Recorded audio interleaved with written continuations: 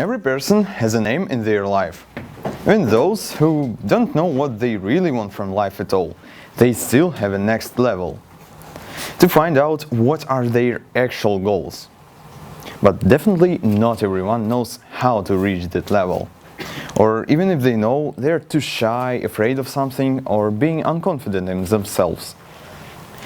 I made some researches in history and in my own life, so I want to share my experience and thoughts with you.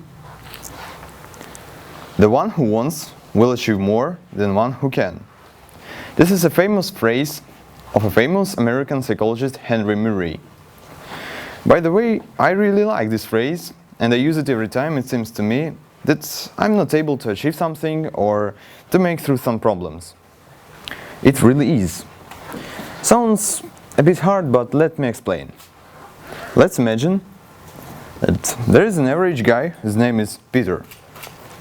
Peter has a guitar, he has tons of money, enough free time, and also he has his mom, who wants him to learn how to play the guitar. There is also an average guy named Bob. Bob fell in love with a girl whose name is Sasha. Sasha loves music, and Bob decided to attract Sasha's attention at all costs. And what's the best way to attract girls' attention? Sure, right you are, to sing a serenade. That's why Bob promised himself to learn how to play the guitar. Despite he doesn't have one, he's very busy with exam preparations and so on. And who do you think will achieve some results first? Of course, Bob will. Because his patience and efforts very soon will give a visible result, unlike Peter's opportunities. The bow diploma of a professional musician will not make you an actual one, unlike the real knowledge and skills. Even if the knowledge is not proved with diplomas, documents and so on, it can be easily proved by some actions.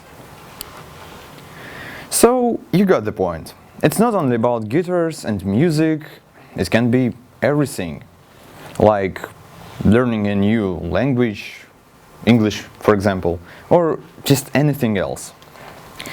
It's just an abstract example, but even better example I found in a world history. I was thinking of the best example for a pretty long time. Eventually, I decided to tell you about Samantha Reed Smith. So what's so special about this girl? Samantha Smith was born on June 29 in year 1972 in the small town of Holton, Maine. Her father served as a teacher at the University of Maine at Augusta, and her mother was a social worker. So, as you can see, Samantha was just a usual schoolgirl, not a politician or something. Also, I bet everyone knows that in the end of 20th century there was a Cold War. It started almost immediately after World War II and was a political, economic and ideology war between United States and Soviet Union, as well as their allies. Actually, there were no full battles, that's why we call it cold. But nevertheless, it was very dangerous, due to the fact that humanity could have been destroyed. It sounds insane, but there really was such a danger. It could have happened because of the existence of nuclear weapons.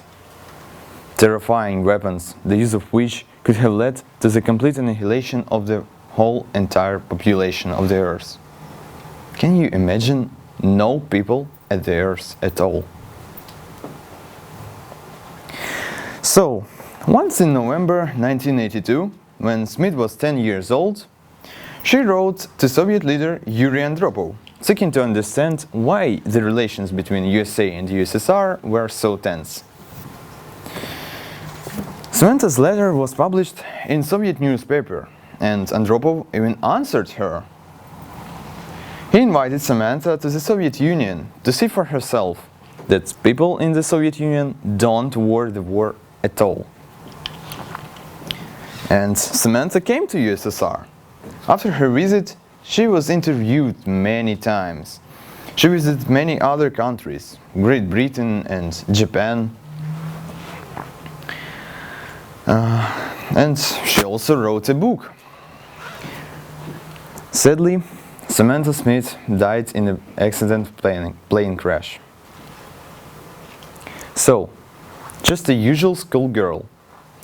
Just a usual schoolgirl stopped the war, brought a peace to the world, became famous, and got so much new friends. But how was she able to? She did all this thanks to the fact she was not afraid to write just a single letter. Of course, not everyone is a politician and not everyone is ready to change the world. But as an example of Peter and Bob, it's not only about changing the world. It can be anything. Don't be afraid of changing yourself. That's what I'm talking about. Don't think of others' opinion. They can laugh at you just because you're not thinking, doing, looking like them. Do whatever you want. Well, within reasonable limits, of course. Robbing the bank is not a good idea. With proper effort, anything can be achieved, even being an astronaut or a president. Oh, almost forgot. What about the ending of Peter and Bob's story? Bob sang a serenade to Sasha, they loved each other and lived a long and happy life together. And Peter was left at musical school and suffered there for ages. Thanks for your attention. Be brave and eager achieving your dreams.